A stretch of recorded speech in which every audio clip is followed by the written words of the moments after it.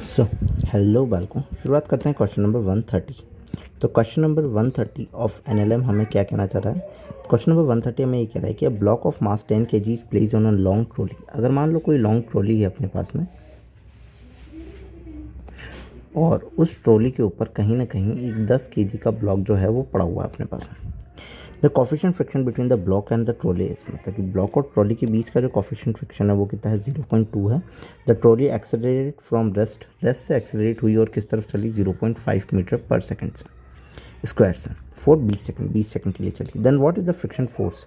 देखिए friction force जो इस ब्लॉक और ट्रॉली के बीच में लगेगा वो कितना होगा। सो एक्चुअली में अगर अपन देखा जाए तो अगर उसके ऊपर आगे की तरफ एक्सेलरेशन लगाए तो कहीं ना कहीं सूडो एक्सेलरेशन लगेगा जो कि पीछे की तरफ होगा, जो कि कितना होगा 0.5 से चलेगा।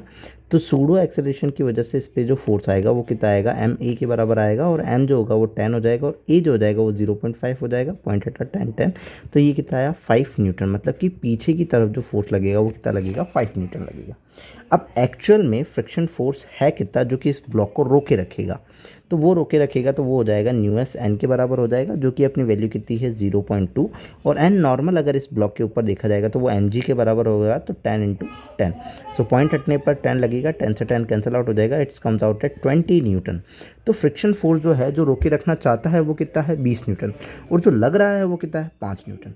अब जो रोके रखना चाह रहा है वो वैसे ही ज़्यादा है, तो अब जो लगने वाला फ्रिक्शन फोर्स है वो कितना है 5 न्यूटन है।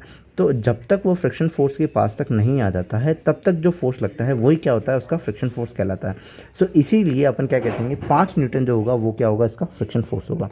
तो अपन इसीलिए ऑप्शन नंबर कहाँ चले जाएंगे, थर्ड की तरफ। So if you like then subscribe. Thank you.